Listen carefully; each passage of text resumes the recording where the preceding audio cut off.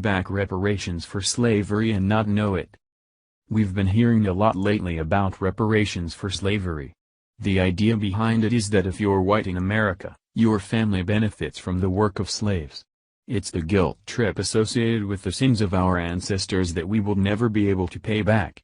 According to those who back this group, the black population in America today has infinitely harder lives because of not having access to funding for college, racism, discrimination, and they wish they'd been left in Africa. For the record, at this point, I think we wish we left them too. We're not going to get into discussing all the other countries that have slaves, still, or the fact that many of the slave traders were black themselves. We're not going to address the enormous and ever-growing number of tax dollars coming from white people going to black people and whether that amount would be just paying for all their pain and suffering, because it really is hard to put a price on pain and suffering. What we're going to talk about are the people that are here now, who want your money. The reparations movement is growing by the day, and they're getting more brazen with their demands, and even threats to take what they believe to be theirs. The Conservative Post reported on this issue, and it leaves us with a sense of foreboding. While this young man's opinion and rage is clearly an outlier and not representative of the opinions of the majority of black Americans, it is nonetheless troubling. I cannot help but feel sorry for someone who has been told their whole lives that they will never amount to anything and that they are owed something from an entire race of people who have never done anything to hurt them. What makes America great is that people born into any situation can work hard and become anything they desire to be. Either you believe you can or you believe you cannot, either way you are right.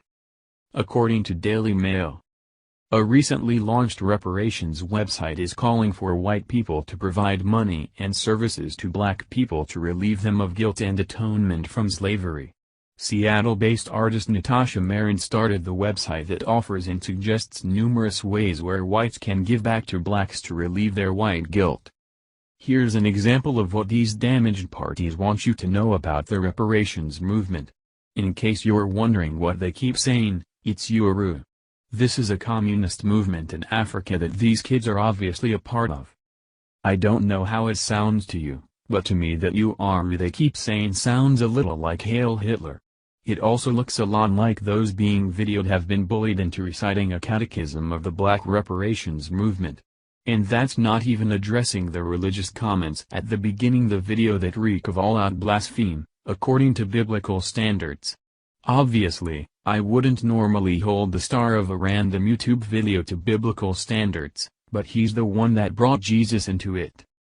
Unfortunately, this seemingly confused young man isn't alone. This is a movement that's growing in strength and numbers as white guilt takes hold, and those in the black community who consider themselves injured grow in audacity. Via U.S. Herald.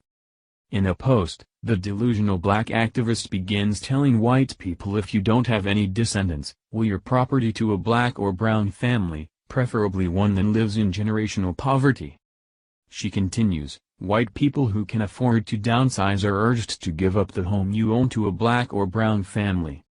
Helm also references Lil Dick white men associated with the alt-right and tells other whites to get they ass fired. Call the police even, they look suspicious. The hilarious list composed by Helm is no doubt a serious attempt by her to somehow bring the issue of slavery back into focus. However, what she's actually achieved by her silly antics is the obvious race hustle. Moreover, Helms is a sad individual using a tragic moment within our nation's history to enrich herself and continue the victimization cycle rather than actually accomplishing something on her own. It's a common thread among left-wing activists, many of whom insist that the only way to properly address historical racism is through reparations. Here's a few of Helm's top 10 list. 1. White people, if you don't have any descendants, will your property to a black or brown family, preferably one that lives in generational poverty. 2. White people, if you're inheriting property you intend to sell upon acceptance, give it to a black or brown family. You're bound to make that money in some other white privileged way. 3. If you are a developer or realty owner of multifamily housing, build a sustainable complex in a black or brown blighted neighborhood and let black and brown people live in it for free. 4. White people, If you can't afford to downsize, give up the home you own to a black or brown family, preferably a family from generational poverty. I don't think there's a person in America today that would contend that slavery was a good thing. We were wrong and righted it. It's probably just a little insulting to the families of the hundreds of thousands of white American men who died to free the slaves that their sacrifice wasn't good enough. To date, the United States has done arguably the most to make up for our indiscretion against slaves that any country has ever done. What people conveniently forget is that reparations were paid by slave owners on the day that Union soldiers stepped foot on their property. That ever-touted 2% of the South that owned the massive plantations had their homes and livelihoods burned to the ground.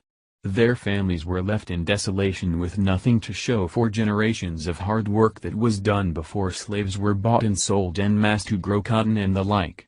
But that's the price you pay for doing something wrong, so their children, for the most part, keep their mouths shut and carry on. We pay our reparations in taxes every day. We pay it in food stamps and subsidized housing and affirmative action. So to those who have any ideas about coming and personally taking any more than that, we would tell them what we told the Mexicans: come and take it. Thank you for watching this video. What do you think about this? Share this on Facebook and Twitter along with your comments.